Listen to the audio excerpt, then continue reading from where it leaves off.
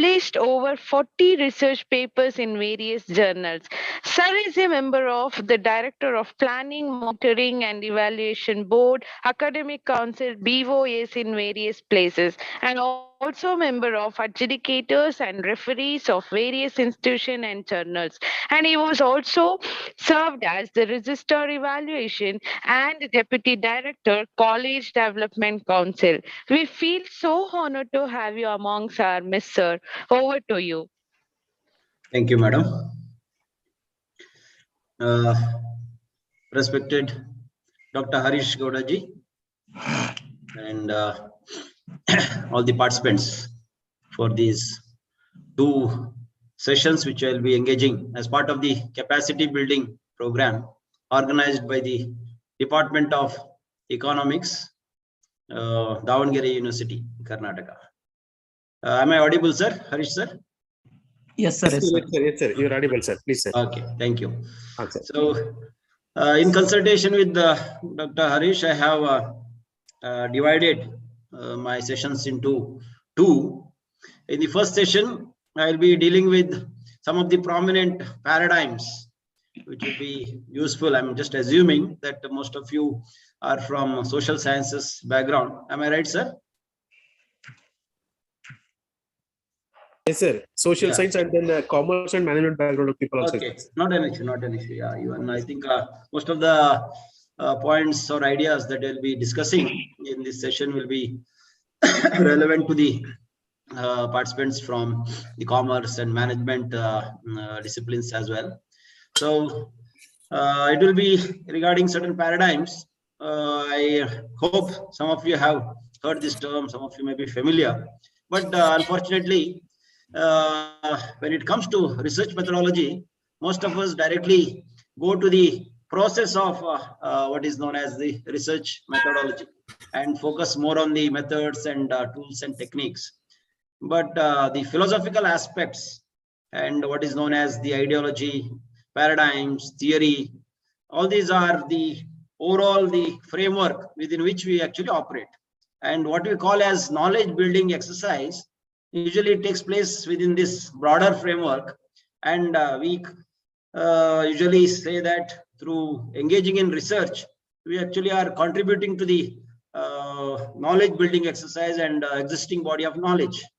So it is very pertinent that before really selecting a research problem and following all the processes or the steps in the process of research and coming out with some kind of what is known as findings and recommendations, it is important for us to understand within what framework am I really operating. Is the framework really relevant? So there are certain things like ideology, paradigms, theory, and all that, which are very, very relevant, but are seldom discussed when it comes to the books as well as the discussions in what is known as research methodology and methods. So that is the reason I have chosen this topic in consultation with Dr. Harish Gowda.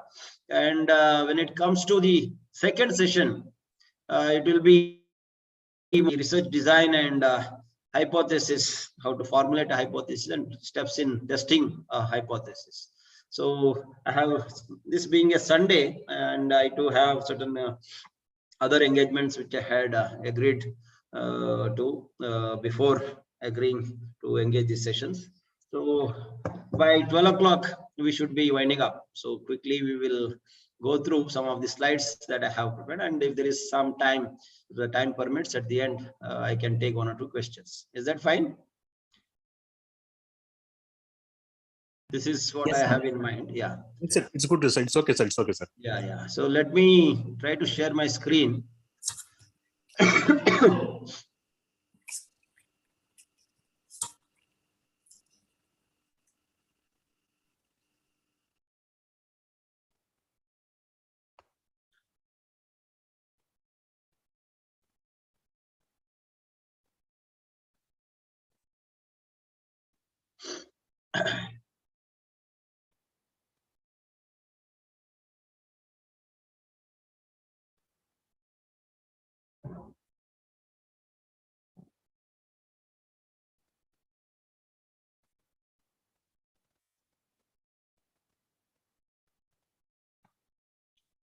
Is my screen visible, sir?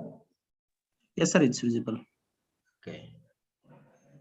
So the first session, as I told you, is basically a critical appraisal of a prominent research paradigms, which I think will be quite useful for all of us to know about, and to also before engaging with certain kind of research areas and also taking up some research problem. It will be good for us to know what kind of paradigm am I operating within, and which will be more useful, so that the findings can be contextualized properly once we have certain findings. And even before that, to understand, okay, the overall the context within which I am supposed to engage in research, and also to know what are the kind of discussions or major kind of contributions that have already taken place. It will help us right from doing the review of literature to actually in the finding is interpretation as well as discussion of our research findings. So we will begin with the discussing the idea of paradigm. What is a paradigm for those of you who are not familiar with this? And then we will try to understand certain philosophical foundations of various paradigms or any paradigm. Then we will try to concentrate on some of the prominent research paradigms, the significance of research paradigms, why we need to discuss and all that, and need for the invention of newer paradigms. So then we need not be under the impression that we have to operate within the given paradigms. It is always the researchers who have sometimes broken or shown how the older paradigms are redundant and how we need to move towards newer paradigms. So I'll be giving you one or two examples and also try to make you understand why we need to constantly look for newer paradigms, and some of us can take lead to actually in our respective disciplines or overall social sciences and management sciences area. We can also propose new paradigms which will be much more fundamental and basic and much more lasting contribution rather than doing some research in one or two small areas. Okay. So I would like to begin with the saying or a quotation by Stephen Hawking, who said, "The greatest enemy of knowledge is not ignorance, it is the illusion of knowledge." So many a time we just assume that with research, what I am doing is going to produce some kind of a new knowledge. Okay, so who knows? Maybe because I have not questioned my paradigm, I have not questioned my assumptions, I have not done the sufficient homework to understand the limitations of my overall framework that I have. Maybe because of my own life experience, maybe because of the limitations of my reading, maybe because of the limitations of my analytical ability, maybe because I have not spent sufficient time on understanding the methodology of research. I have directly gone into the methods and tools and techniques, and I have mistaken following the process of research as a sure kind of a path to get some kind of new knowledge.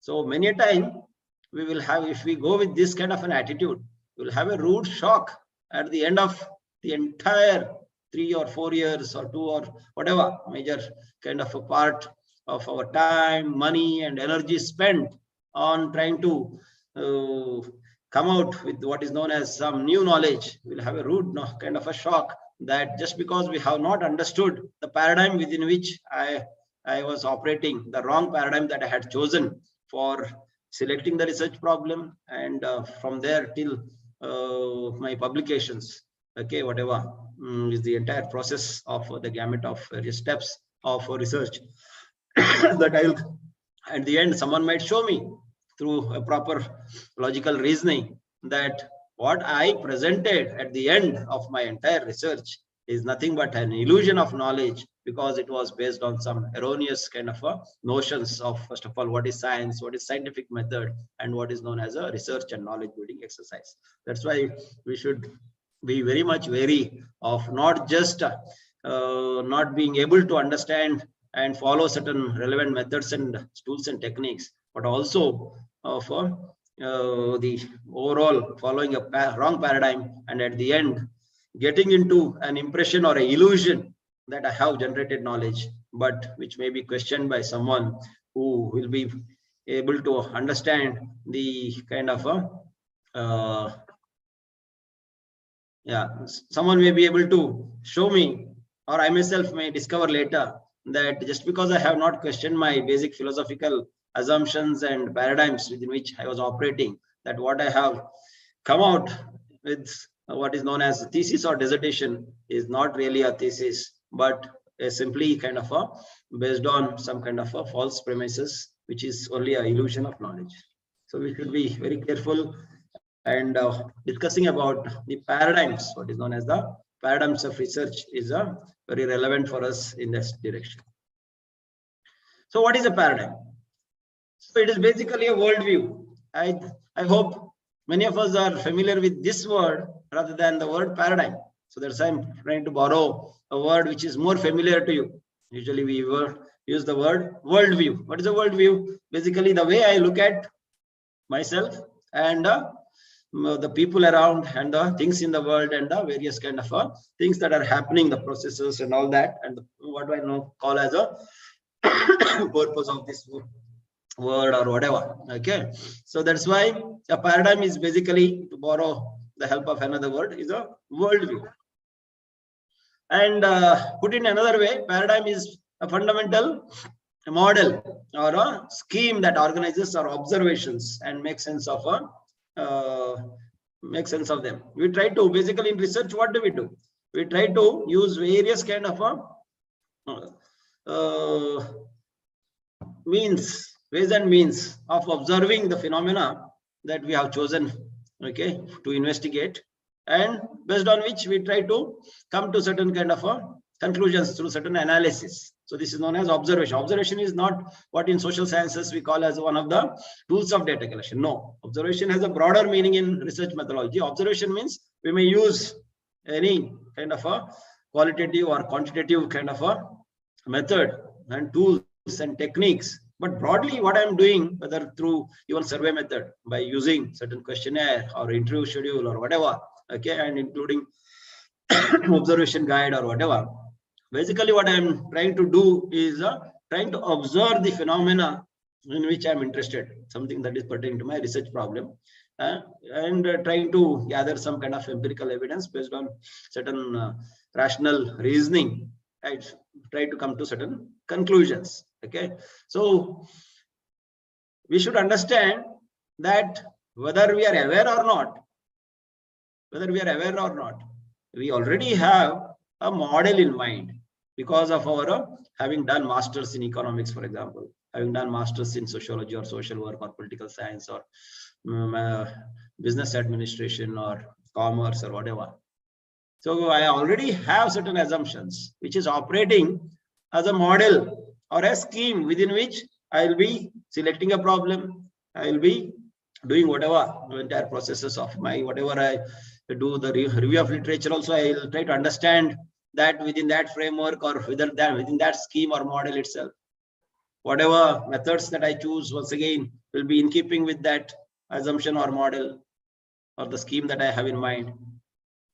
Whatever interpretations that I do, whatever discussion that I take up, whatever conclusions I draw, whatever recommendations I make, everything actually gets operated within this framework or a model which is known as a paradigm. And unfortunately, without realizing that I have certain assumptions which are operating as a fundamental model or scheme for me, what I do is I just keep that as the framework and conduct my entire study. If the paradigm is right, if my model is relevant, if my assumptions are true and relevant, then only my entire choice of various methods and tools, techniques, my way of collecting the data and analyzing it, my way of coming to conclusions will be relevant. If not, there is a danger of me coming to making wrong choices because I have not tried to find out if my paradigm or the fundamental model that I have in mind, or the scheme within which I'm negotiating various choices pertaining to research methodology and methods, I may end up coming to erroneous conclusions, and I may have only an illusion that I have got generated knowledge, but it may not be relevant. It may not be contributing to the knowledge building exercise. It may not be, we may not be able to integrate it into any existing theory, or it may not be able to test any existing theory or contribute to the building of any new theory. That is a danger. That is the reason we need to seriously think of the assumptions or the beliefs that we have about the world in which we are operating. So when it comes to social sciences, here the word world would mean social world, and also social behavior. It is related to social behavior of various people, depending on the field chosen by me for research, depending on the kind of research question selected by me or identified by me, and also the way to gain the knowledge. We may be just thinking of a ready-made, a textbook kind of a process. We think that if you follow these steps, at the end, I'll get answers to my research question or the problem that I have in mind. Need not be, because it is based on certain assumptions or beliefs which may be false. For example, earlier people believed, when it comes to this physical world, for example, people believed that this world was flat, and that this world is the center of the entire system within which we are operating. They didn't know that it's a solar system and all that, but they thought God created this world, because it is a Judeo-Christian kind of a worldview which dominated the Enlightenment era, which actually came out with what is known as science and scientific method as the right way of doing kind of a building knowledge. But before that, what they were thinking is the world is flat, because based on biblical kind of reading in Bible, it was said that God has created this world this way and all. So people assumed it was flat, and it was the center of the entire universe. Then through proper observation, which was aided by an instrument known as telescope, and proper application of mind, logical reasoning, Galileo and Copernicus and all that, they showed that no, this assumption was erroneous. This belief was erroneous. It was based on some kind of a text or a scripture, what is believed as a God's own writing or God's own kind of a given wisdom. It was just believed to be so, but it was not the truth. But humanity had spent centuries together under this erroneous notion. That was their worldview, that was their paradigm within which they operated.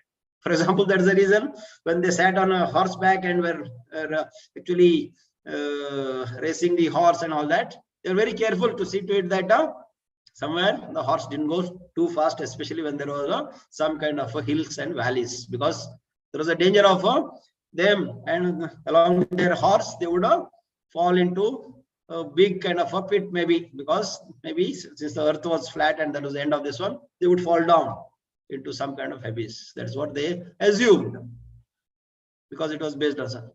But based on the kind of actual observation, Copernicus questioned this entire paradigm, and he identified, both through his observation as well as through his rational reasoning, which are very important, two important features of scientific method, that first of all, the world is not flat but in oval in shape. Secondly, it is turning in its own axis and turning around the sun, which showed that earth is not the center, but sun is the center of this, what is known as the system, which is known as the solar system. Earth is only a planet and moon is a satellite. Now everything made sense, proper sense.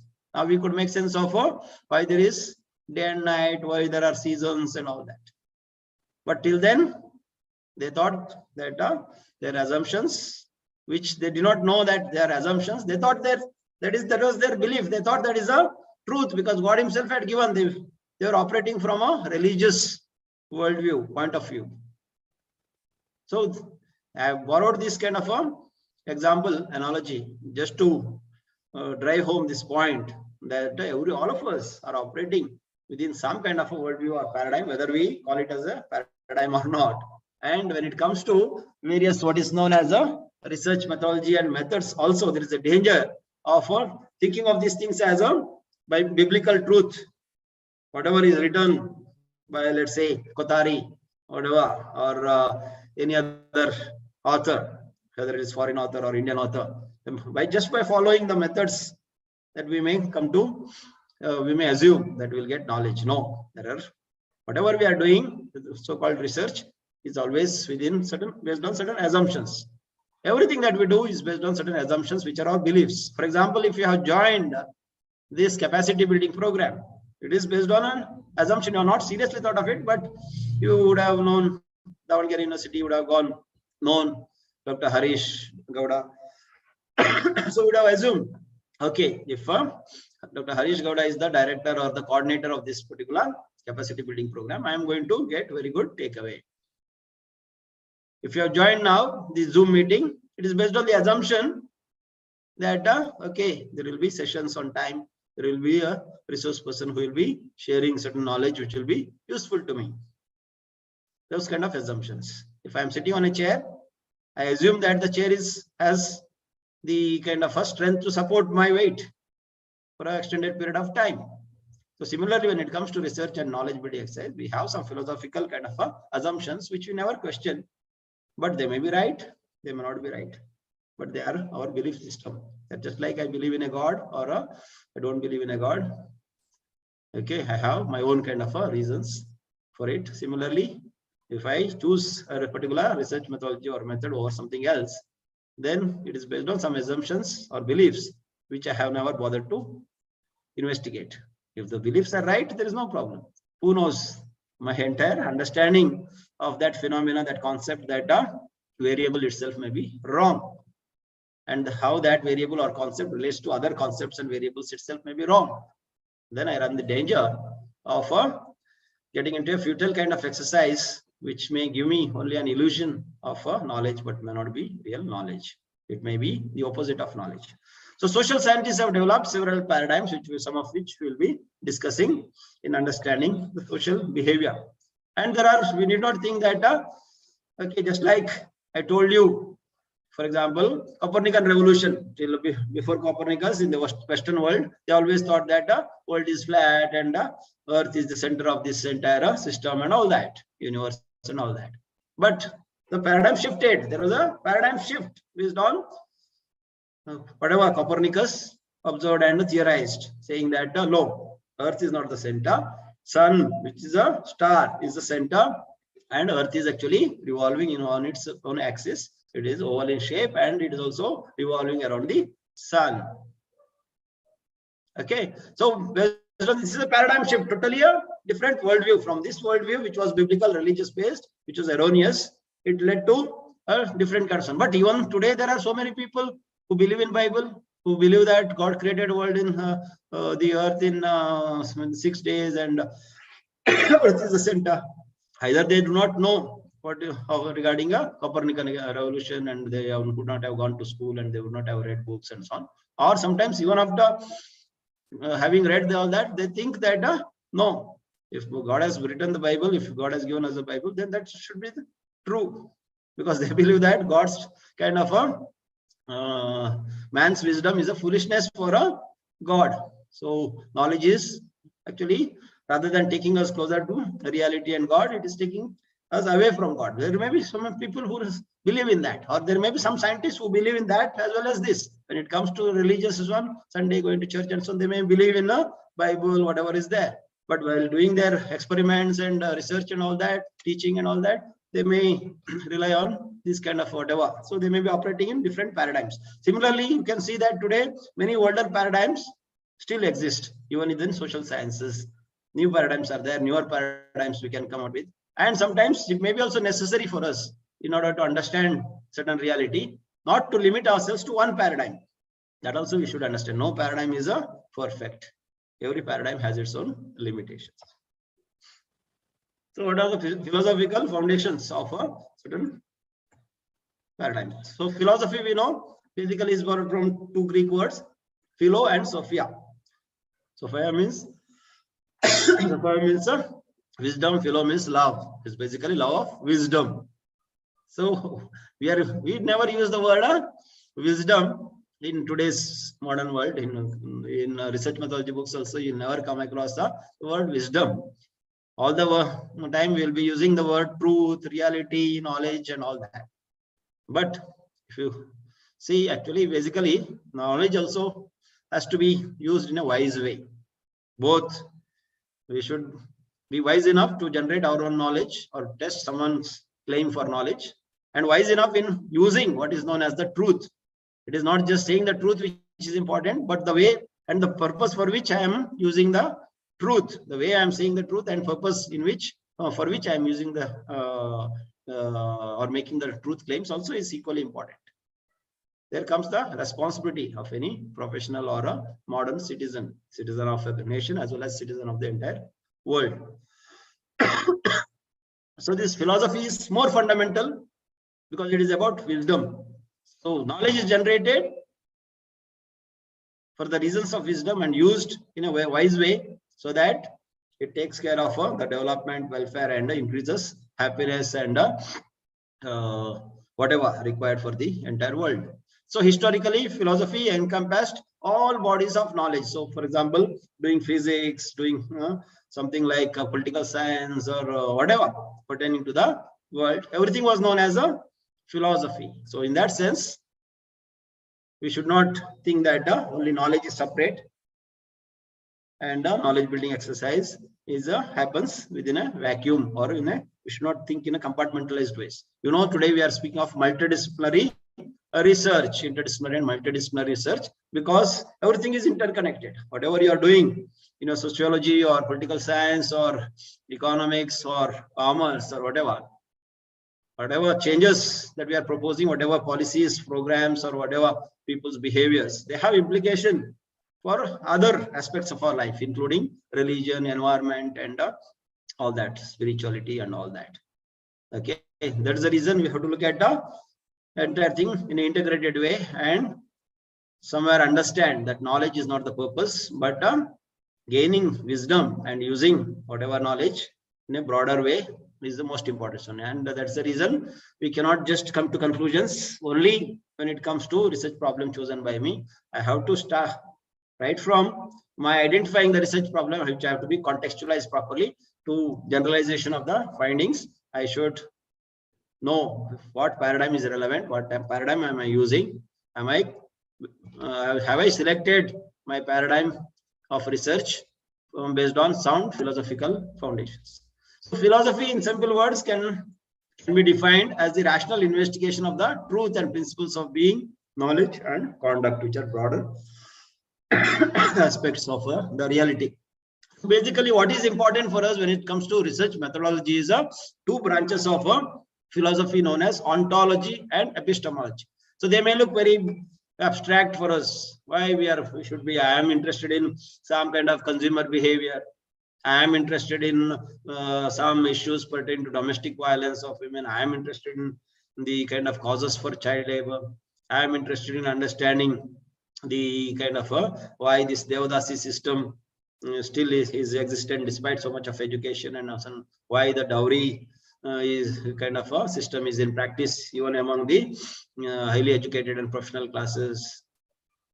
Why this criminal behavior is seen with these people who are born and brought up in so-called highly kind of respectable families or sanskari families with lots of sanskar and all that. Why I should be bothering about this ontology and epistemology? That may be our question. So in research, ontology pertains to nature of the phenomena taken up for investigation. It asks very fundamental questions like, is there a being in the first place? So at the spiritual level or at the metaphysical level, beyond that, you have, for example, in Indian darshanik kind of worldview, we have in what is known as Vedanta. There are three different schools. One is Dvaita, propagated or propounded by Adi Shankaracharya. Basically, this is commentary on Upanishads and all that. Then you have Vishishtadvaita, and we have Advaita, Vishishtadvaita, and Dvaita. Advaita is of Adi Shankaracharya, who says that reality is one, but we see it differently. So this world is actually a Maya, and it is a product of avidya and things of that sort. But Vishishtadvaita says that this world as well as Atman and Paramatman both are one as well as different at the same time. Dvaita of Madhvacharya, okay, says that no, Paramatman and Atman totally different. So they are all emanating from same Upanishads, but the way they have interpreted is totally different based on the pressures of their times and their requirements as well as their philosophical understanding, the methodology that they have followed. So the data was the same, but the process that they used, the logic that they used, and the conclusions to which they arrived at are totally different. See how interesting it is. Why is it? It is basically because the way they looked at the thing that they were investigating. What were they investigating? They were investigating the entire, what is known as the entire world. Whatever is there. What is it really there or not? What is the reality? What is the being? So they categorized into Atman and Paramatman, and they try to come to certain conclusions based on same data, based on similar kind of statements which are found in Upanishads. So that's why your way of looking at what you call as a particular concept or a construct or a variable which are there in your research question. The way you look at them, the way you define them becomes very, very important. And the way you contextualize and relate it to other variables and broader reality.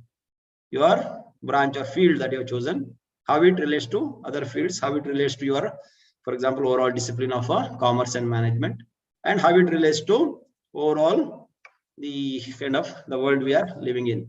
Okay, then epistemology. What is it? Epistemology is once you understand the concept that you have chosen or the variable that you have chosen, you should also understand whether it can be known, whether it can be studied. There are certain things. Okay, everything is basically a research question. You can have, for example, research question regarding, is there heaven? Is there hell? Is there God? What is the nature of God? Is God male or female or transgender? You can have all these kind of questions. Anything that comes to your mind can be kind of a research question. But can you do research on that? Is it researchable? Is it knowable? Is it, if it is already there, if it's not an illusion, if it's not, for example, okay, if you look at a rope fallen on the path, okay, during twilight, and you are crossing by that particular road, and you think that that is a snake, okay, you first of all not understood the nature of that particular phenomena that you are trying to investigate. Depending on what you have defined it as, you will respond. Your behavior will depend on how you have perceived it. So similarly, when it comes to, if you have properly ontologically, if you have understood whatever you're investigating properly, if you have contextualized and defined it properly, then next question is epistemological question, knowledge generation. You should understand whether this is, what are the various dimensions of this particular phenomena, whatever I have chosen for, chosen to investigate. For example, now I have chosen something called as a schizophrenia or depression, if I am from behavioral sciences of a particular one. I would have classified it as a abnormal behavior.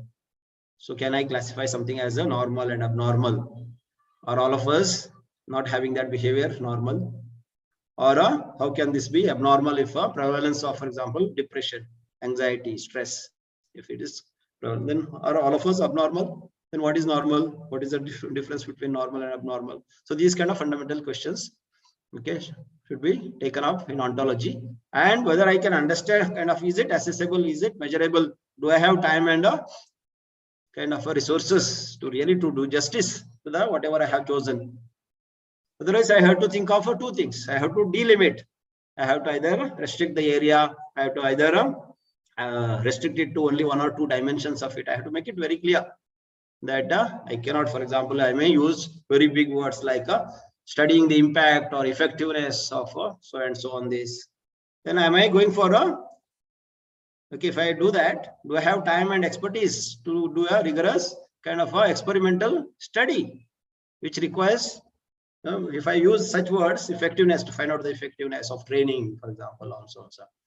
Effectiveness or impact of domestic violence, and do I have the ways and kind of ways and means of really getting such a data, assessing reliable data, and do I have the kind of competency or as well as intention of conducting that kind of a research? Will the population or the samples available, will they be willing?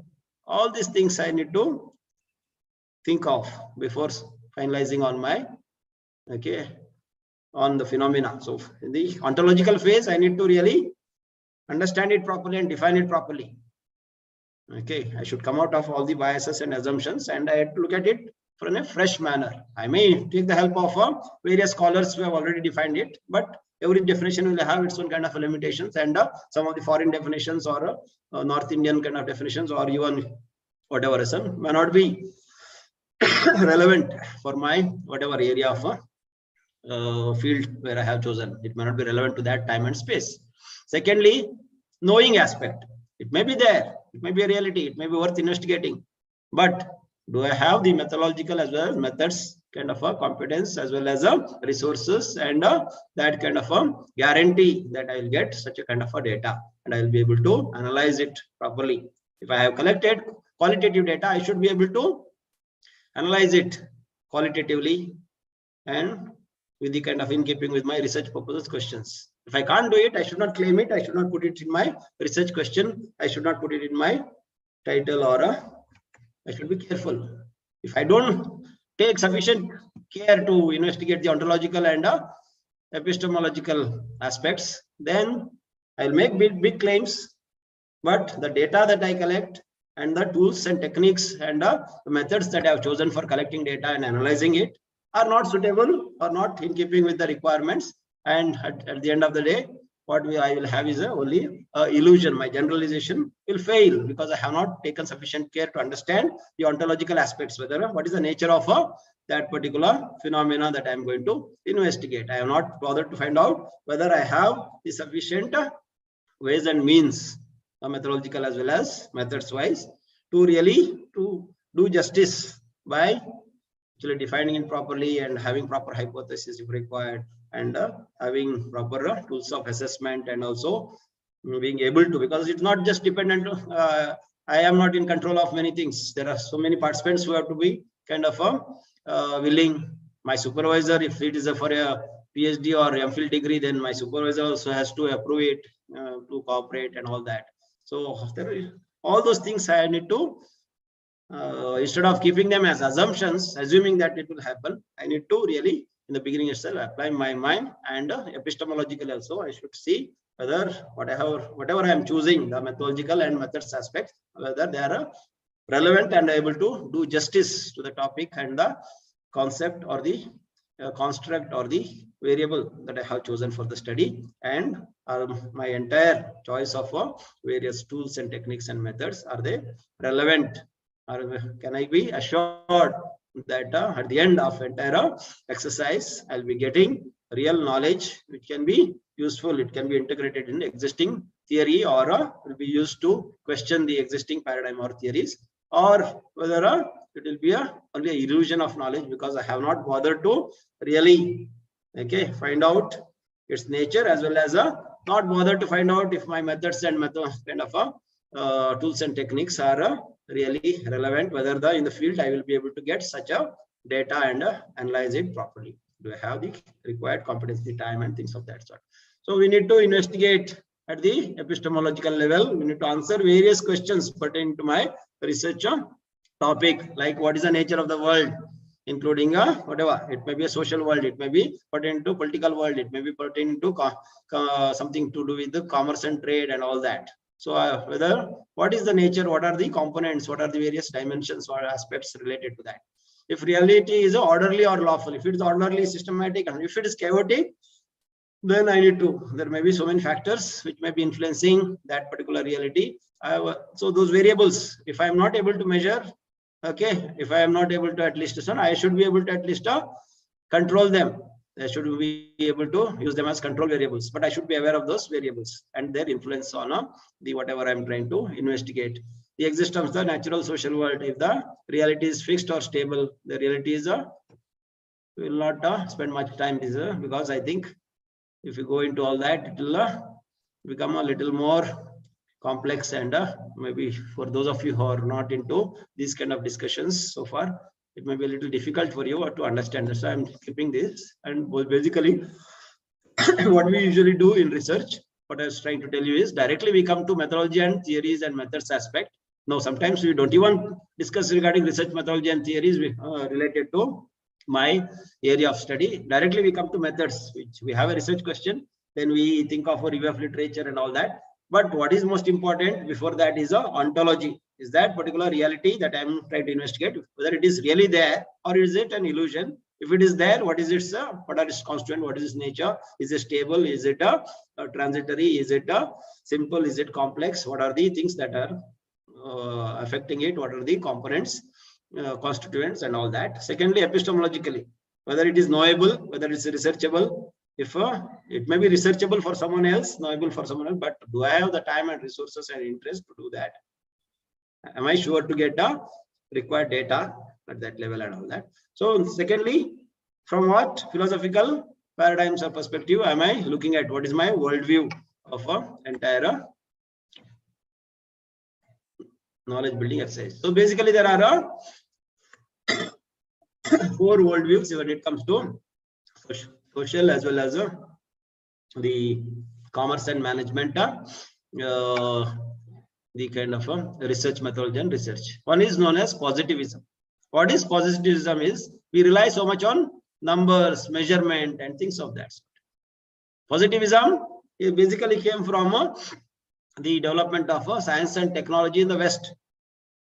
Based on some scientific principles, they developed certain machineries, they developed some kind of vehicles, they developed some kind of tools, they developed so many kind of goods and services out of scientific inventions and discoveries, which gave them lots of money and wealth, and they could control, they could for war, they could use for discussion. So they thought, okay, that is relevant for that is the reality which can be known through what is known as scientific method. So everything they were tried to measure, everything they tried to assess, and based on it, they tried to control the world, various elements and aspects of the world in terms of numbers, quantity aspects. But you know that, first of all, our way of looking at things is limited. For example, the way we look at what is known as the human being is limited to only 2 or 3,000 years of understanding. So agricultural and post-agricultural, industrial and post-industrial kind of a history, what is known as history, based on written documents or oral kind of some evidences through archaeological as well. But human being as a Homo sapien has a much longer history, and his existence and his or her kind of a journey in this planet is somewhere interconnected with the many billions of years of what was earlier known as a part of the some kind of stars and whatever in the world. Out of which to Big Bang theory and all that, we know that there was something known as a planet, which is called as this planet known as Earth. It has its own kind of sun, and it has its own, it's part of a solar system within which we are operating. And based on a certain kind of our biblical or some kind of religious understanding, we think that world is at our disposal. So we can try to make use of resources. We are doing mining, we are doing all sorts of, we are into somewhere, instead of adjusting, just like other animals and birds and creatures, adjusting themselves to the nature, we are trying to make the nature adjust to our whims and fancies and calling it as a culture and civilization. Why? Because we are trying to control it. We are trying to measure it. Why are we measuring? Control. In stock market and all that. Why are you trying to assess and all that? So statistical means so that you can predict and try to kind of somewhere invest or make an intervention. For example, in economics, if you are trying to inflation has to be contained, then you are based on certain method. You are trying to control based on certain. You are trying to increase something. You are trying to decrease something. Interest rates, that, this.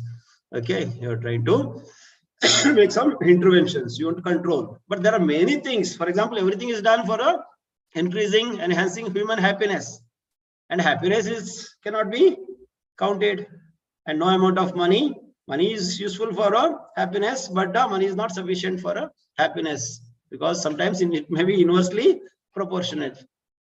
People with the more money, you find that they're always worried about so many simple things of life, whereas people without any means of son, they have so much of born and brought up in such a kind of situation that now they have stopped worrying about it. They are living in the present. They somewhere are not really kind of bothered too much about small kind of aspects of life. They are enjoying, or not, we cannot say enjoying, but at least they are doing best of whatever. So they are more contented maybe sometimes.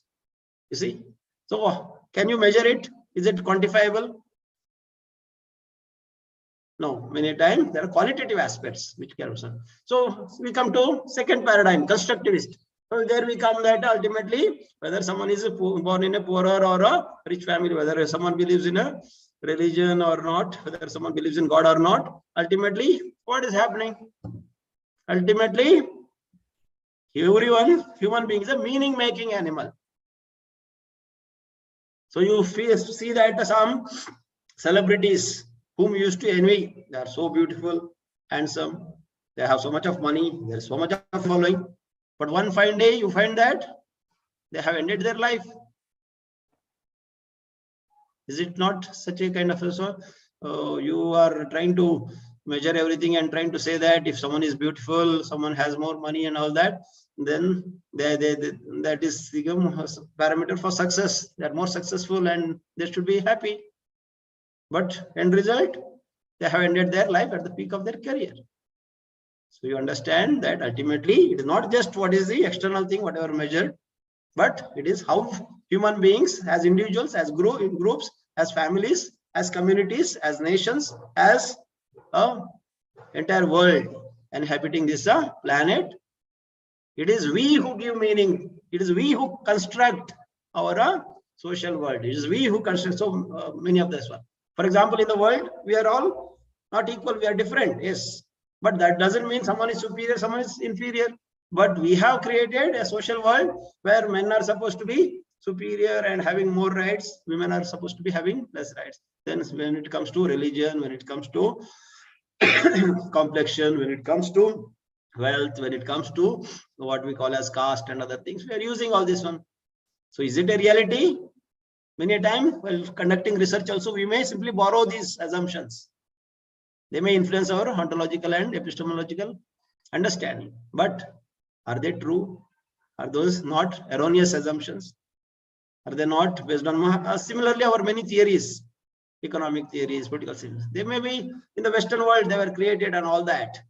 They're based on the pressures of their time and requirement, their limitations of their understanding, their kind of whatever was there. But today, are we not using the same thing, even sociologically and so on?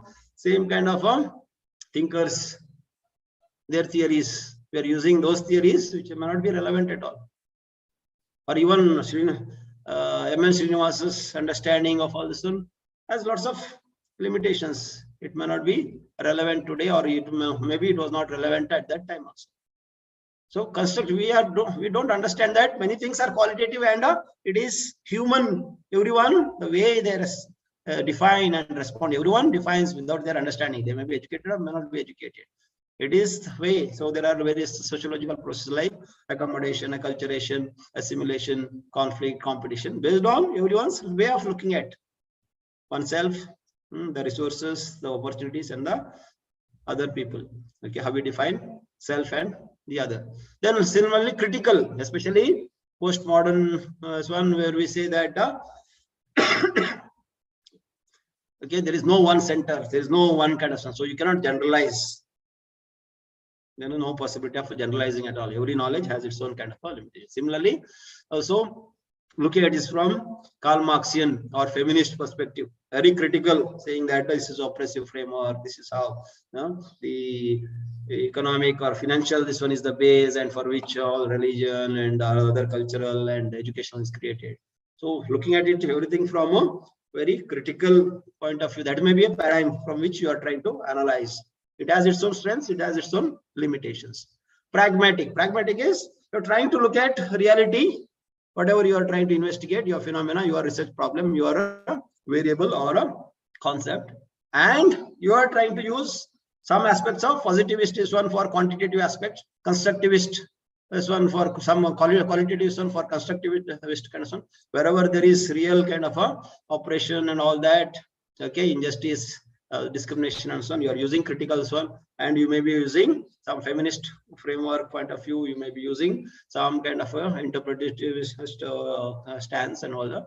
You are drawing from various one, and you some of which you may have your own fresh kind of a perspective based on your life experience, your reading, your observation and all that. So you are you're looking at the phenomena in a fresh way, and you are drawing from various worldviews, whatever beliefs or assumptions, whatever theoretical kind of a understanding that you think is relevant. This is another paradigm from which you can operate. So what I would suggest is pragmatic paradigm. Looking at what you are actually studying, you don't limit your methodological and methods choices when it comes to research, either to only qualitative or quantitative. Whatever is relevant, both you use. Then triangulation method. You may use various, not just a survey method or and within survey method also. So I will go for a questionnaire, I will go for a interview schedule, I will go for, no, you can use multiple this one also.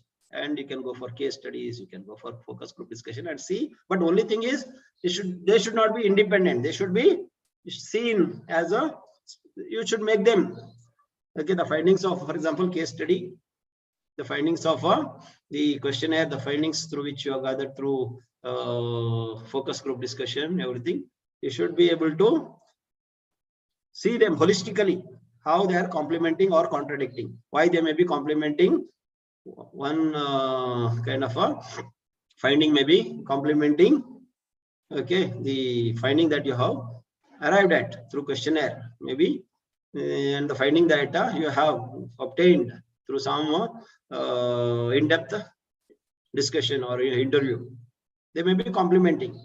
So you have to say, try to discuss why it is complementing and relate it to other researches or studies that have taken place earlier, okay, or some kind of a trend that is happening today worldwide, a political trend, if it's a political related kind of a study, something like some kind of a investment related trends that are happening in today's kind of, you can relate. If something is contradicting, if what you have got from a quantitative kind of a methods, okay, the findings that you have got or conclusions that you have got through quantitative is contradicted in the qualitative aspects. Someone is saying, for example, that wealth is not important, money is not important for happiness. Okay, they're downplaying the importance, but they're happy, this one, wealthy. And the poor also are saying the same thing. But in reality, the quality of life or their happiness, you may find that actually it's the money which is a financial freedom, which is giving them the kind of the contentment and they're free from the stress and depression and all that. So while saying, they're saying something, but in practice, there is something else. You, through some other method, you have observed something else. So it's contradicting the findings of qualitative methods and findings of the quantitative methods, or within the quantitative methods itself, whatever you use, tools and techniques, they're contradicting. Why they may be contradicting?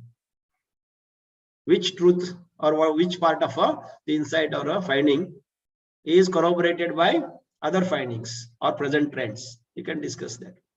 So you have to see to it that you don't restrict yourself to one paradigm. You have to draw from various paradigms and proceed.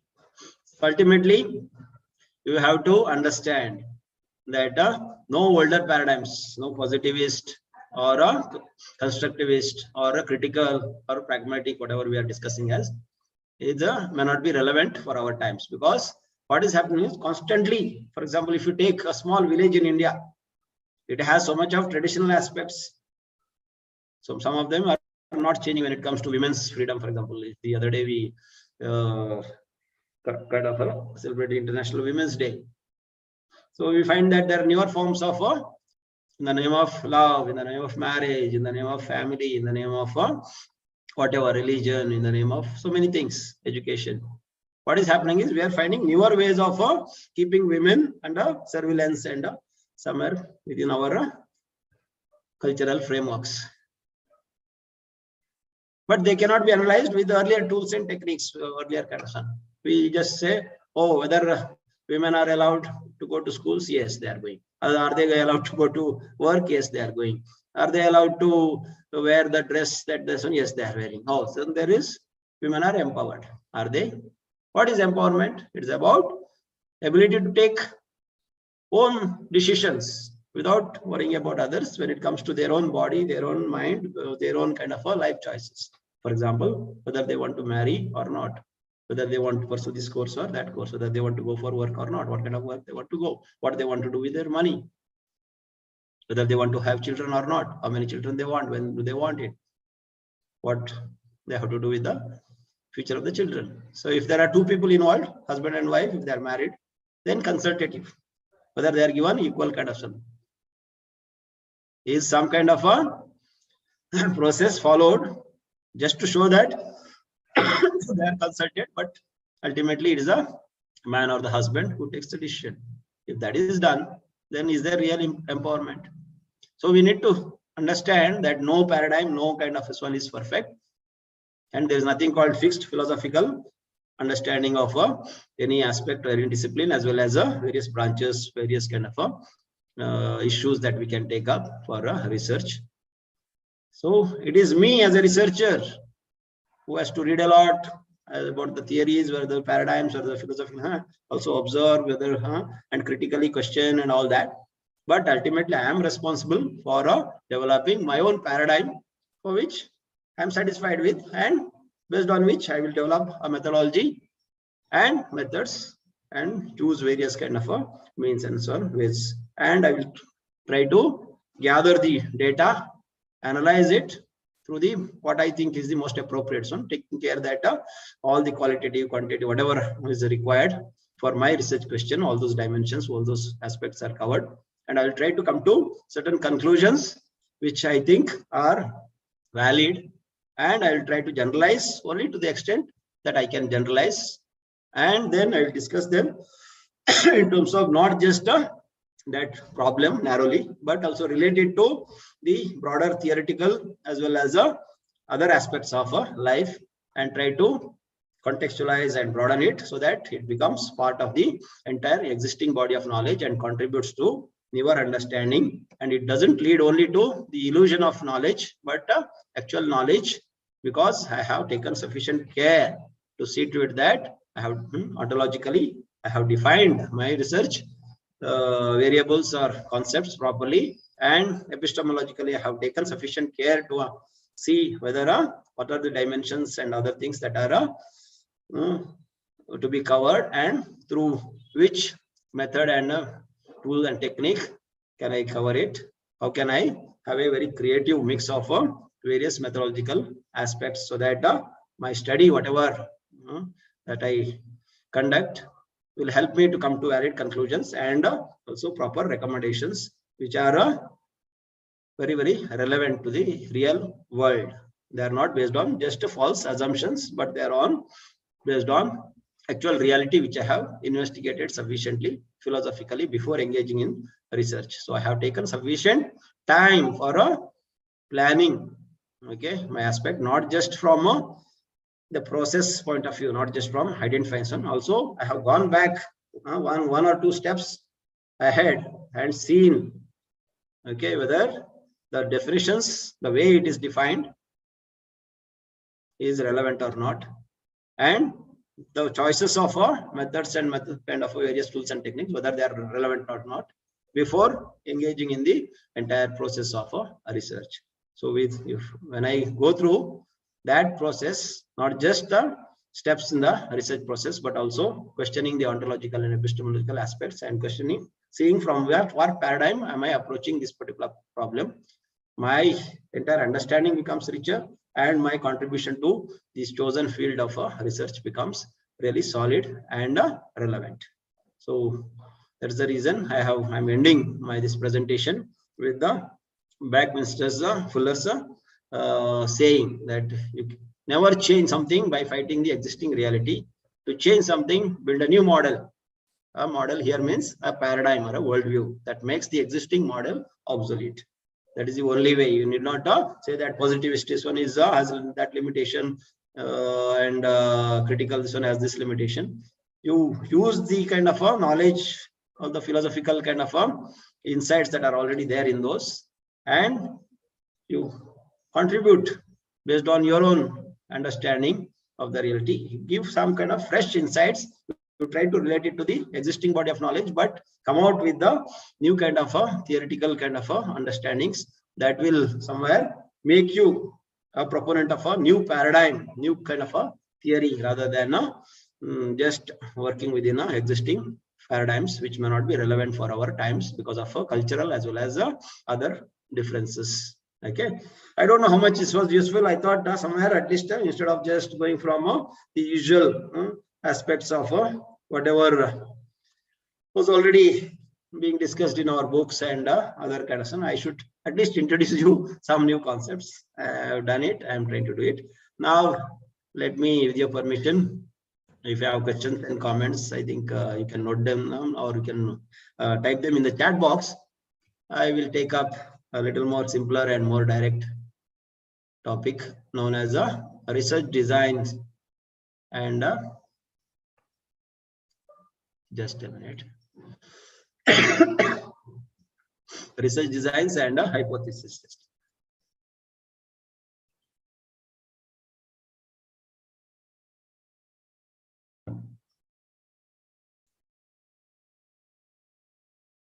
This is a topic suggested by Dr. Harish Gowda, and you may be more familiar with the aspects that we are going to discuss, but we may be at the different levels of our understanding. That's the reason I want to just spend some time.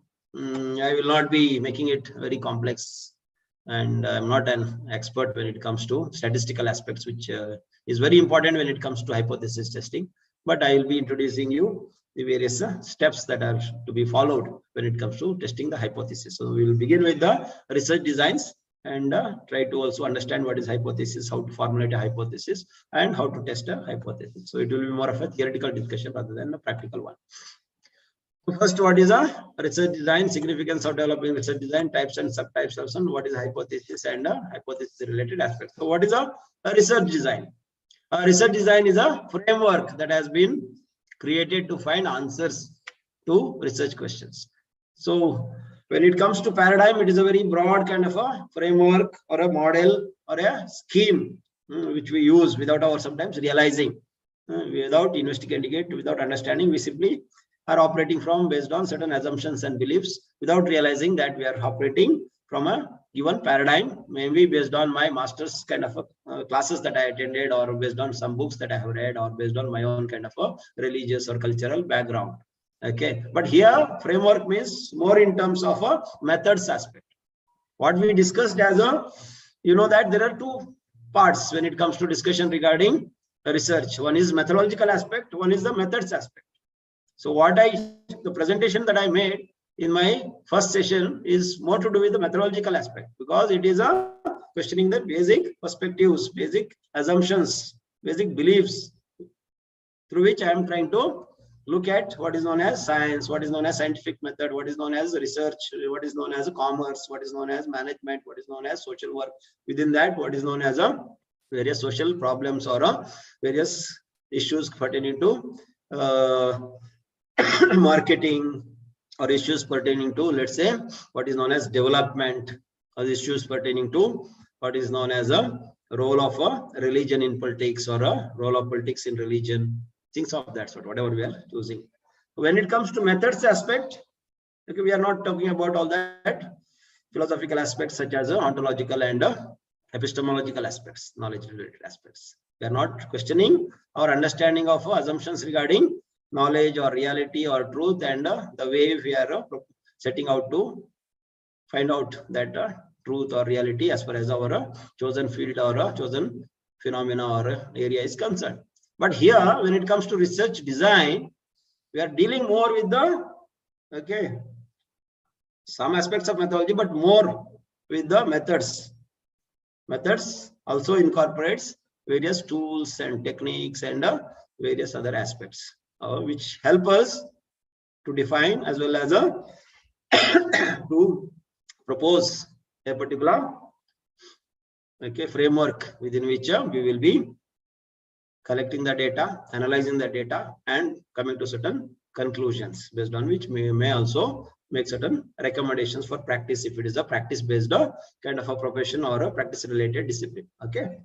So research design is a framework that has been created to find answers to research questions. It constitutes the blueprint for the collection, measurement, and analysis of the data. I think all of us are more familiar with the word blueprint. So it is not just a plan, broad plan, but the planning. So you know that someone has famously said, I don't remember the name of the scholar or the person who gave this statement, but the statement made is very important and pertinent when it comes to all of us so-called researchers or members of the scientific community. The statement made is, plans are nothing, planning is everything. Let me repeat it.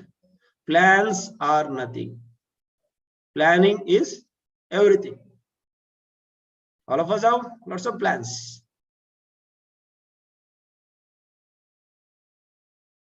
Hope is the ingredient or the fuel on which the entire world runs. All the time we are hopeful about the future. But why are we hopeful?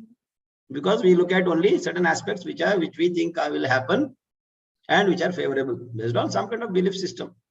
But to make them happen, we know that we need to work towards it, for which we need to have a strategy, for which we need to have certain resources, means, tools and techniques, and for which we need to have certain people responsible to do it. They should be done some things can be done only parallelly, also they can be done, some things can be done only sequentially. What has to be done sequentially in that? What has to be done first has to be done first. What can be done? What has to be done next has to be done only next. Then only you will get a proper outcome. For example, you need to do review of literature before finalizing, selecting your topic, research topic. Once again, you need to do review of literature before coming out with your hypothesis and other aspects of this one. So first review of literature is only very broad one to identify whatever area that the research gap that requires to be focused upon. Then later, once you have identified and formulated your research problem, the review of literature that you are doing later is more of in-depth. You are now going more focused on only those variables, only those concepts, only those constructs which you have chosen for your research and based on your research questions. So it is totally focused and it goes in depth. It takes into consideration all aspects, published and unpublished, available virtually as well as in a various hard copy form. Okay, so it has to be done one after the other. It cannot be done. You cannot say, okay, I will, for example, first, collect the data and then think of preparing a tool of data collection. No, because once you have collected this one, you prepared a proper tool for data collection, can you gather the data? So this is understood, as simple as that. But some things can be done parallelly. For example, writing your review of literature or introduction and collect your data can be done parallelly, because you are going on reading the lesson, whatever pertaining to secondary sources reading, you are using for your previous literature that chapter. You cannot say I will write it only at the end. No, but it may be a good strategy to keep on writing your thesis and keep on some things can be done parallelly also. I think there's some problem with the internet. Can all of you hear me properly? Yes, sir. Yes, sir. Okay. In between, I got a message that internet is not stable. So just wanted to verify. So blueprint means basically is something like you are, if you have to borrow an example, something like very familiar example is constructing your house. Okay, a house, dream house. We can, most of us construct only one house in our lifetime. Okay, want to have, but many a time you know that we end up spending at least 30% more than what we have planned. Our budget usually exceeds. Even in marriage, mane katti nodu, madve maadi nodu. Why it happens? Because we don't have a proper planning. We are not taken care of the strategy. We are not taken care of the details. So in research, after having investigated the ontological and epistemological, or what is known as the paradigm related aspects, you are something related to your assumptions and beliefs, which also have to be properly investigated, and you have to have the clarity, and then only proceed towards your the research design aspect or the planning aspect. But planning is also equally important, because you have limited resources. If you look at time also, it is limited. Whether it is for a degree, okay, then that regulation, PhD regulation of that particular university or institute has clearly laid down timeline. Minimum time, maximum time. Otherwise also, if it is external funded, of course, 1 year or 2 years is the time given. Otherwise also, you if it is independent research work which you have topic or a problem that you have chosen for based on your own interest and you yourself are funding it, still then in that particular context also, you need to think of the time as also as a resource, and various money and various kind of sources from which you will be gathering data also.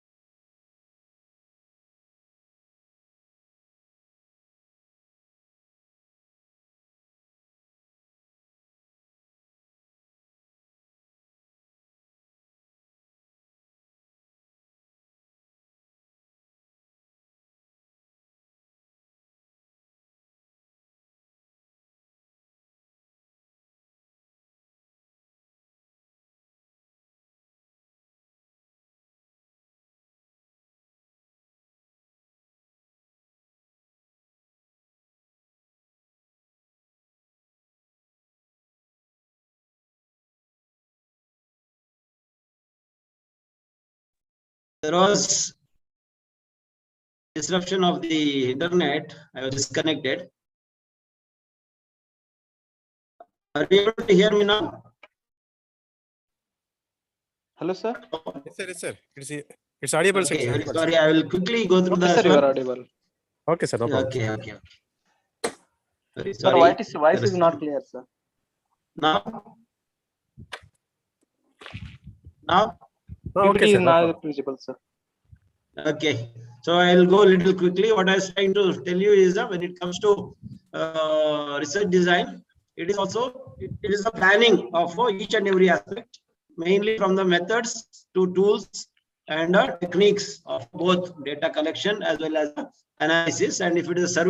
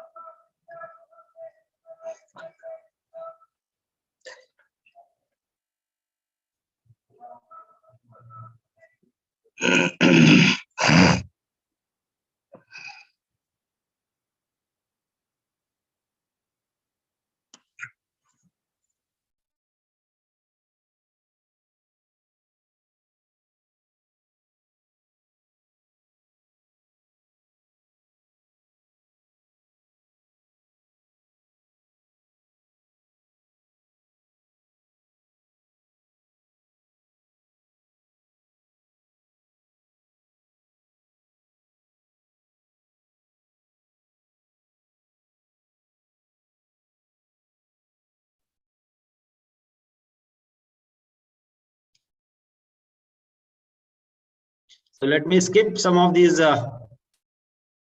slides because of paucity of time, and there is some problem with the internet connectivity.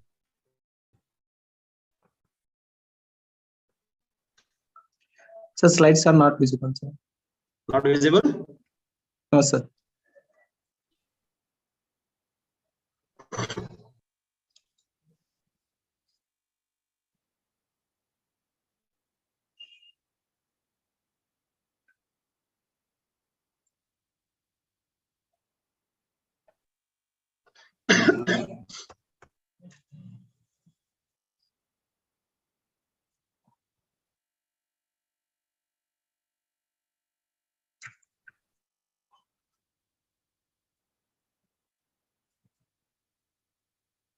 Okay. So you should know that there are, when it comes to various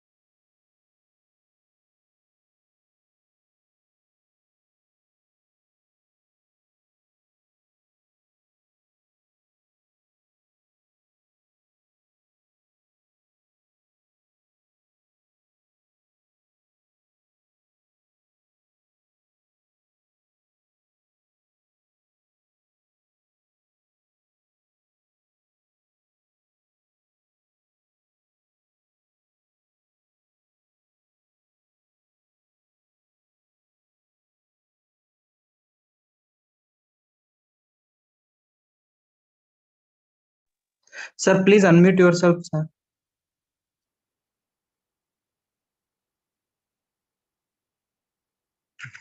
Hello, sir.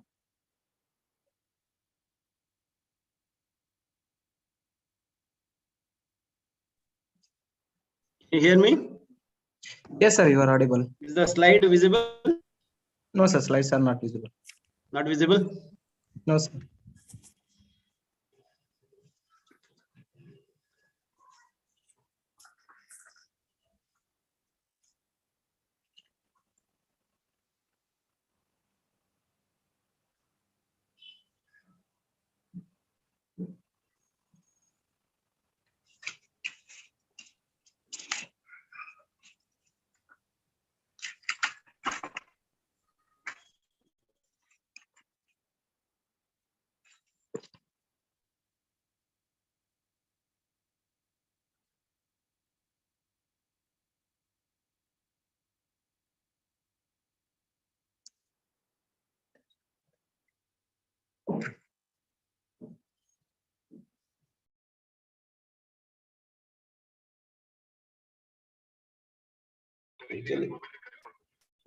So there is, I think, some problem with the data package.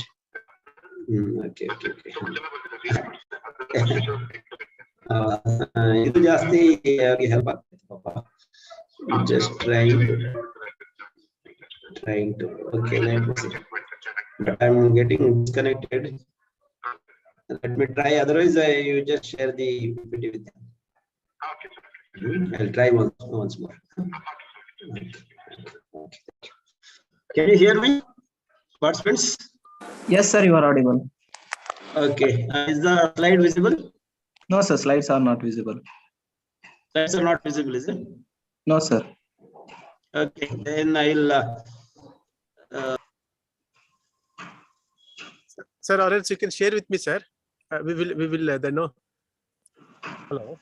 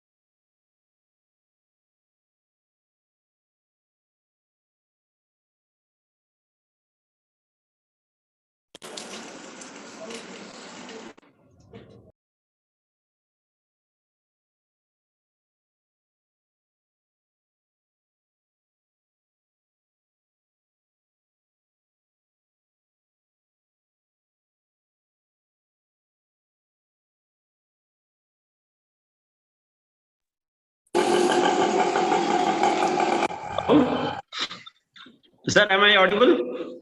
Yes, sir. Yes, sir. Yes, sir. Please. Yes, sir, you are audible. Okay, I'm extremely sorry. My apologies to all the participants. And I don't know if someone has some appointment with some god or temple or church or whatever.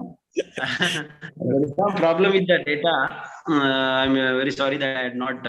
I have been telling you regarding importance of planning, but I myself have failed in my planning. So when it comes to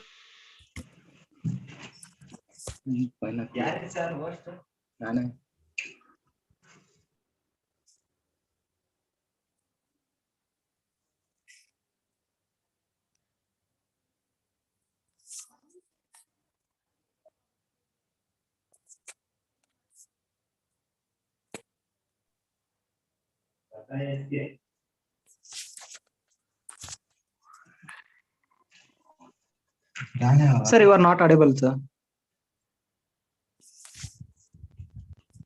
Ashok sir. Audio connect ಆಗಿಲ್ಲ. Audio connect ಮಾಡ್ಕೊಂಡು ಕೇಳ್ರಿ sir. Department name ಯಾಕೆ change ಮಾಡಿದ್ರಿ? Sir, please connect your audio, sir. ನೀವು ಮಾತಾಡೋದವ್ರಿಗೆ ಕೇಳ್ಸಲ್ಲ. ನೀವು ಮಾತಾಡೋದವ್ರಿಗೆ ಕೇಳ್ಸಲ್ಲ.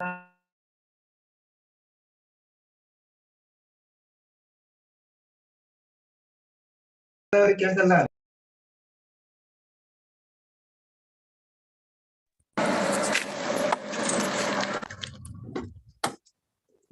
ಸರಿ ಮುಂದಿನ ವರ್ಷ ಕೇಳಂತ.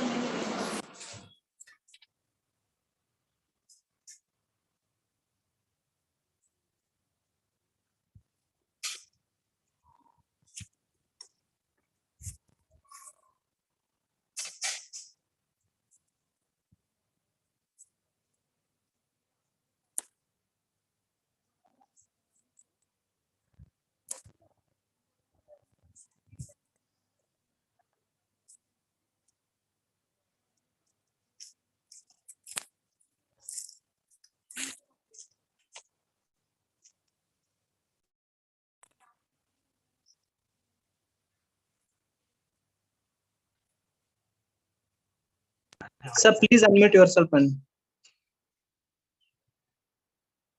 Ashok sir.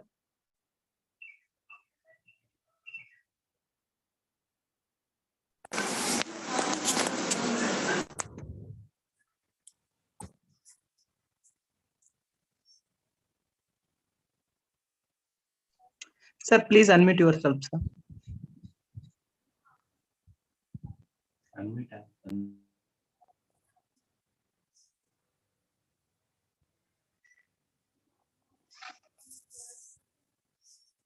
ಅಶೋಕ್ ಸರ್, ನೀವು ಕೋಸ್ಟ್ ಇದ್ರೆ ಸರ್ ಅದು ಅನ್ಮ್ಯೂಟ್ ಮಾಡ್ಕೊಳ್ಳಿ ಸರ್, ನೀವು ಮಾಡ್ಕೊಬಹುದು.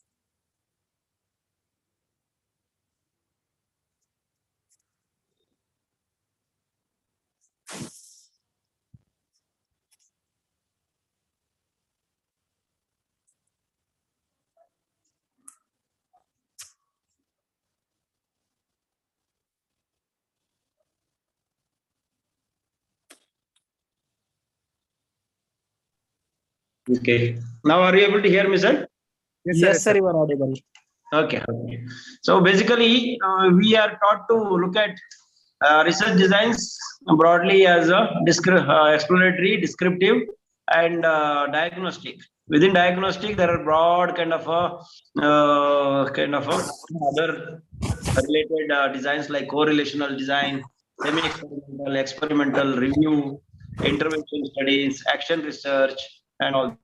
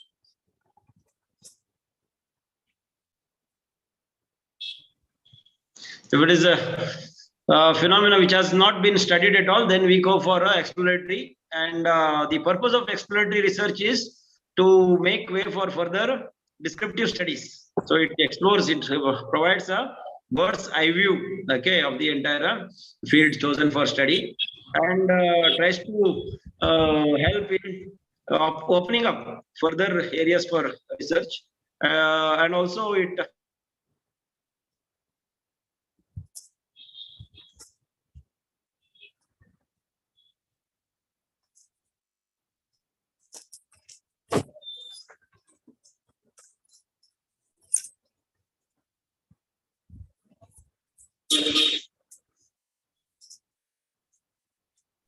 Sir, your voice is not clear, sir.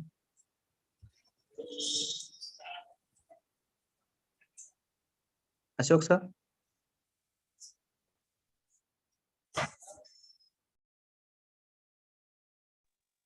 Sir has not connected.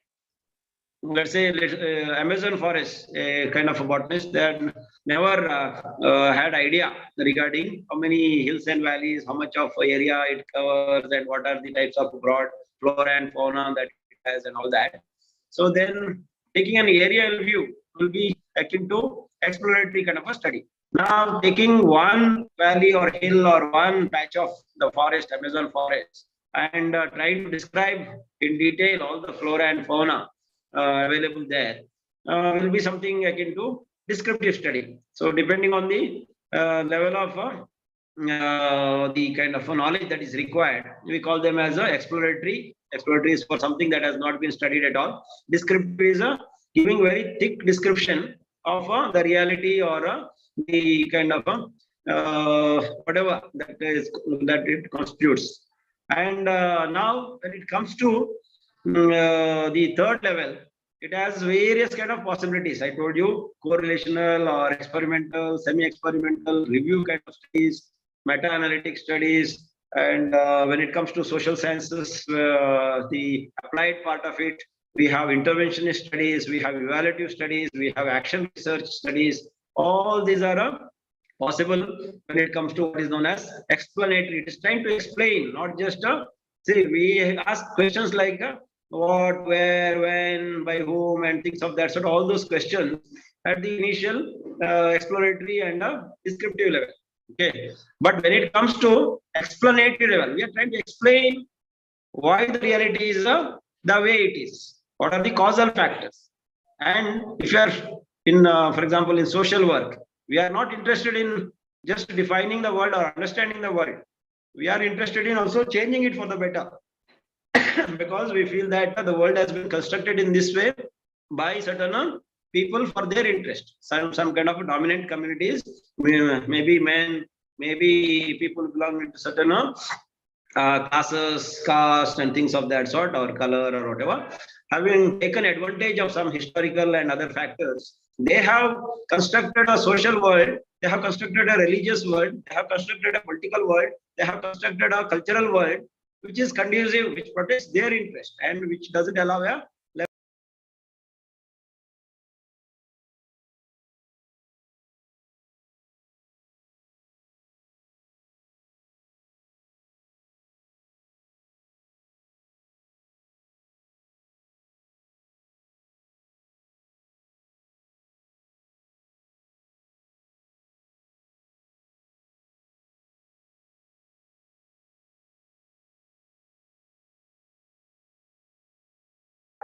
So maybe you want to understand why, for example, so much of education with so much of the kind of lifestyle improvements, with so much of income, with so much of whatever other facilities, exposure and all that. Why, for example, even in the houses of so-called middle class and rich, educated elite, why domestic violence continues, for example. Okay, you want to understand the why aspect. And in the same kind of exploratory studies, research designs, you also want to understand how. How is here, how we can change it for the better. What is the right kind of a intervention or a strategy to see to it that this problem of dowry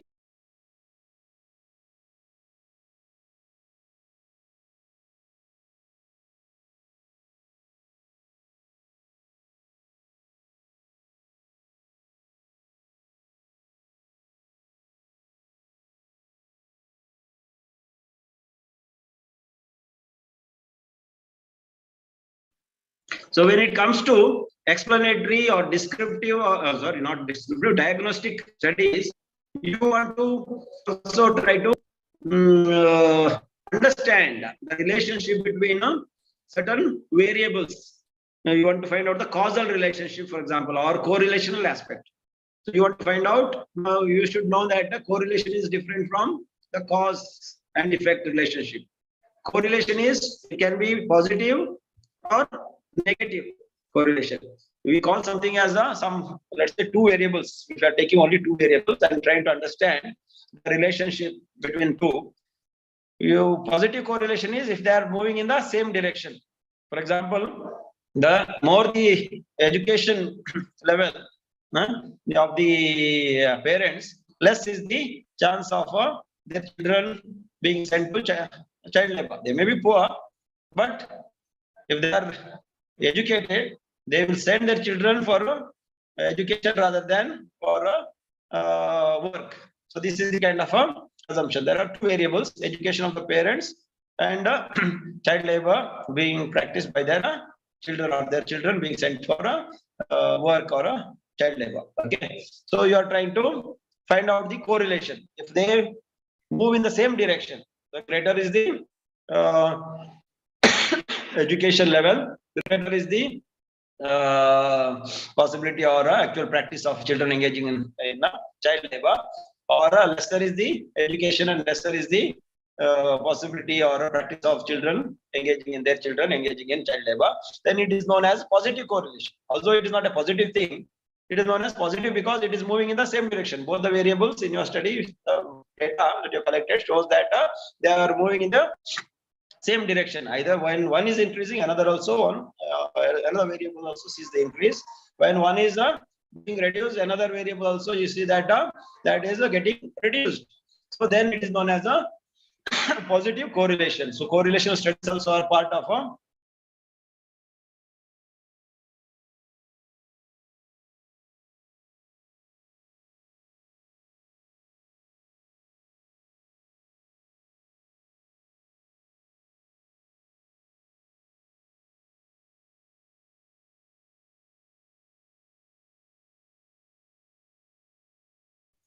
and in the correlation study itself, if when one variable sees increase, another is decreasing. When one is decreasing, another one increasing. That is, they are moving in both the variables are moving in opposite directions. It is known as a negative correlation. So that is one type of a diagnostic study. But causal study is not the same as the correlational study. Causal this one, you need experiments to be done. You need to conduct rigorous experiments where you can prove that among all the other variables, this is the variable which is causing this particular consequence or phenomena or outcome.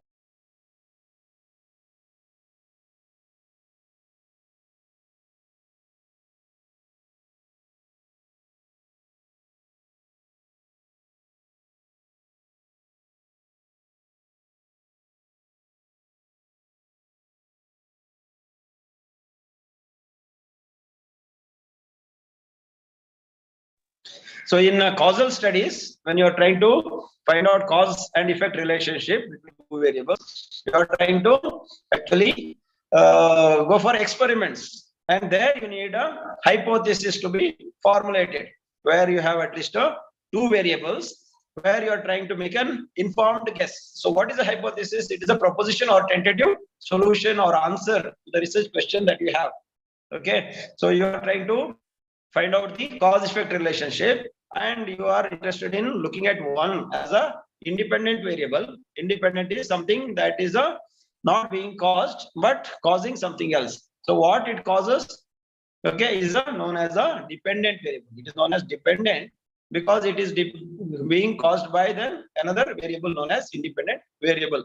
For example, you may think for as one as a greater the cosmopolitanism. Cosmopolitanism, for example, is not just your education, not just your exposure, but espousing to certain kind of values. Okay, like being open to other cultures, respecting other cultures, respecting others' views, and experimenting with the various kind of food systems, experimenting with the various kind of being open basically towards the various cultures, and not being judgmental to other cultures and all that. So this we can call as cosmopolitanism, for example.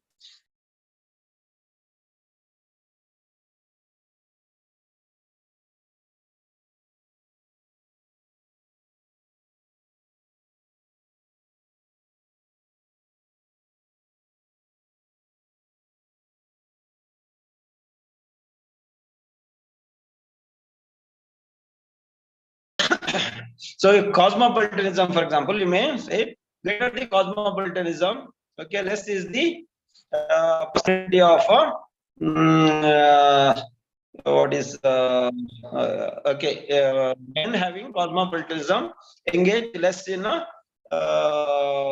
gender discrimination. For example, you may hypothesize based on various kind of your theoretical understanding, your reading of other kind of your life experience, or various kind of other sources from which you are able to come to certain kind of a conclusion. Okay, so now your any kind of a hypothesis, if it has to be usable, if it has to be usable, then it should have some character.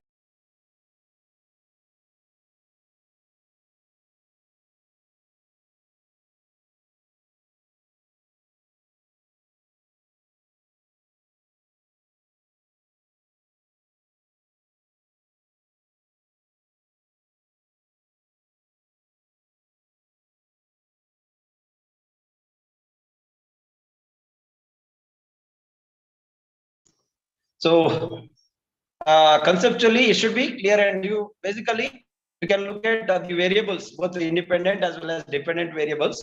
Okay, in this case, dependent variable is the gender discrimination, the kind of a gender discrimination practiced by the man. Okay, whoever you are studying, or the population in which you are interested in. Okay, and cosmopolitanism is the independent variable. So this is cosmopolitanism is helping or causing men who have it to engage less and less in gender stereotypical thinking or gender discrimination. This is your kind of a basic assumption or a guess, okay, that you have made.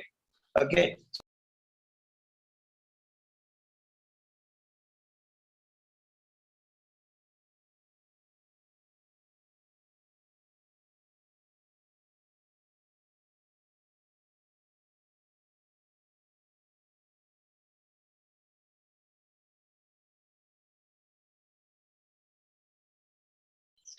So if your hypothesis has to be usable or testable, then you should be conceptually very clear and specific. You need to have a very clearly defined operational definitions, which specify various dimensions and various indicators based on which you can collect the data.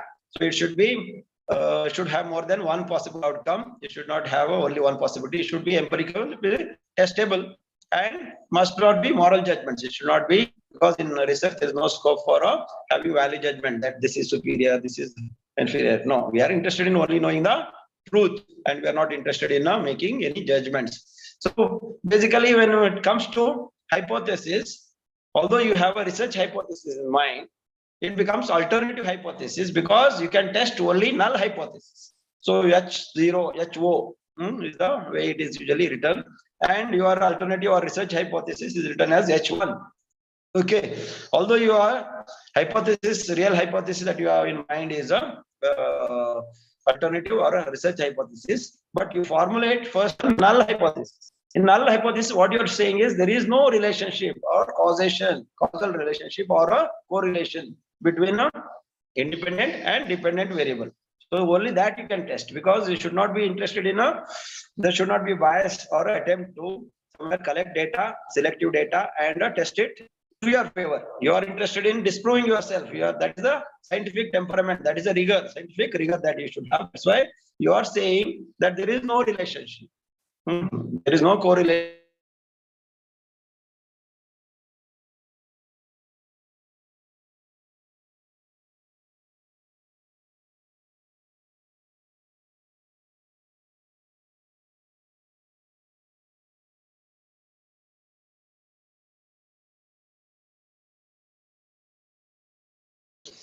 So once you have your null hypothesis, which says there is no relationship, then you have to keep the or research hypothesis also ready, that which shows that this is causing that, or this is correlated to that. Okay, for example, cosmopolitanism and gender discriminatory behavior.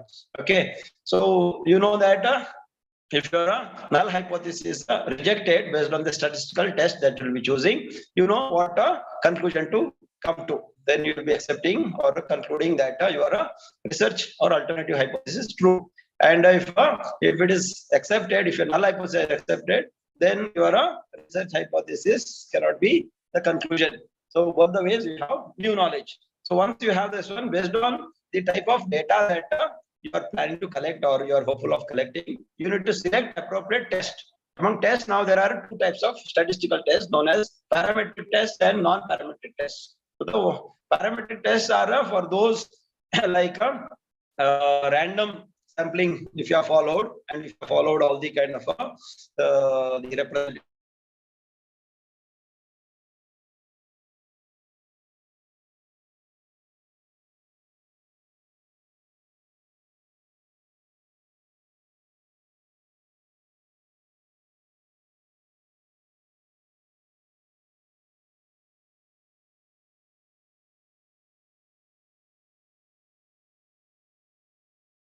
So if you have gone for proper random rigorous kind of a sampling method, and you have followed all the kind of conditions that have to be followed when while doing experimentation, then you can go for parametric tests. If it is a semi kind of a diagnostic or semi experimental study where maybe you are not sure of a proper representation of the samples, so it is not is non-random sampling that you have adopted, so then you can go for a non-parametric tests which are available. So you have to decide the select appropriate test once you have formulated null hypothesis and you have formulated a alternative or research hypothesis. Then you have to select the choose the level of significance and degree.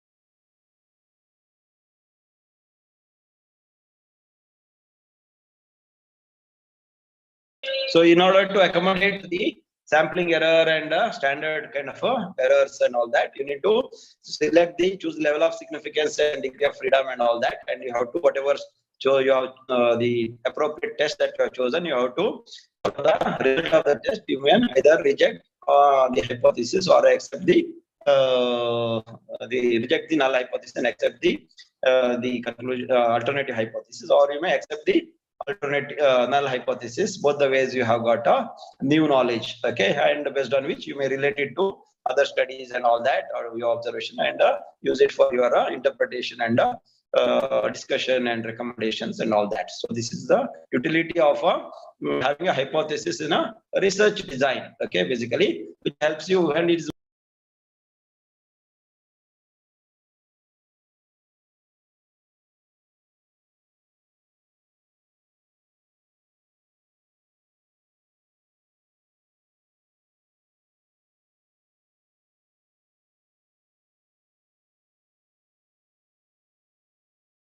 so you need not have hypothesis when it comes to exploratory or descriptive studies. Descriptive studies you can have some correlational kind of hypothesis, but it is most useful you must have it and must test it and do it in a proper kind of a manner when it comes to diagnostic or experimental kind of studies. And even for intervention, if you want to see if a particular intervention gives the expected results, you can use a hypothesis. So it is more useful for the kind of research designs that are more interested in finding out the cause-effect relationship or trying to find out the effectiveness of a particular intervention to bring about the desired change.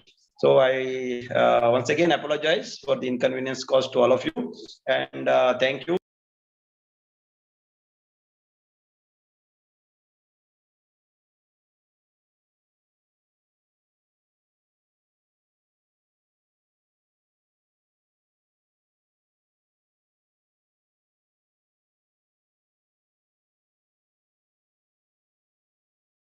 So I thank you for having participated, in these two sessions. And I'm very sorry that I'm not able to take your questions also.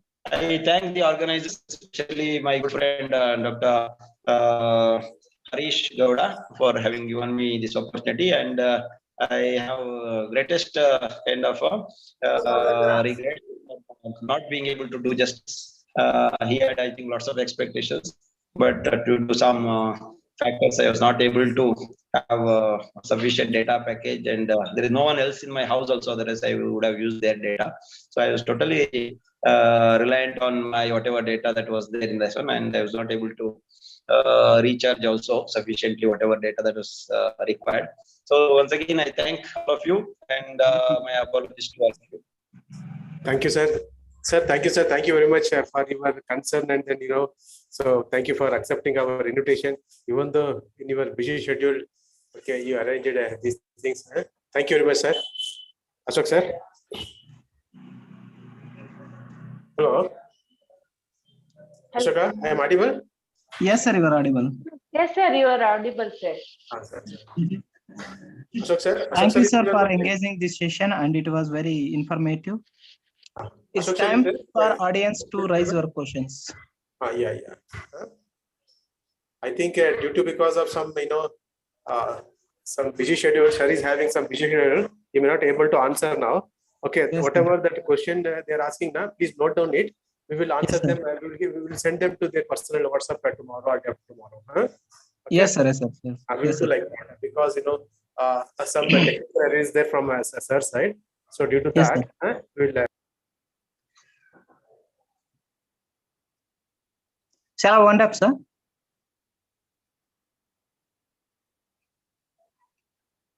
Hello. Sir is not there, I think. On behalf of ICSSR Good. Capacity Building Program, Department of Economic Studies, as well as Research Scholar Forum, I'm very grateful and thankful to you, sir. You took the time out of your busy schedule to address the workshop. Thank you to all the participants for your presence. Ashoka, did you Yes, inform sir. that tomorrow we don't have a session tomorrow afternoon? Huh? No, sir. Afternoon session, sir? Okay, yes, sir. Yes. This is Dr. Gowda, Sir. basic course director. So actually, due to because of Sunday, we cancelled our session. So we will accommodate the session in another Monday or Tuesday like that, and whenever we are getting a convenience note during that period. So thanks for your cooperation and then your active participation. Thank you very much. If you are having any doubt or clarification to that, please get back to me, or you can contact Krupa or Ashok. Thank you all. If you are Thank you, sir. yeah, if participants, if they're having a doubt or clarification, tell them to ask for. Yes, sir. Yes, sir. Sure, sir. Yeah. If you have any questions, please you can contact Ashok sir or Gowda sir, the one who is there in the group. You can post there directly to them. We will clarify within 1 or 2 days. Yeah. Thank you very much. Thank you, one and all. Thank you. Thank you. Thank you. Yes, sir. Thank you all sir. the Thank you, participants. sir. Thank you all the participants. We will meet at the same platform tomorrow morning, 10 o'clock.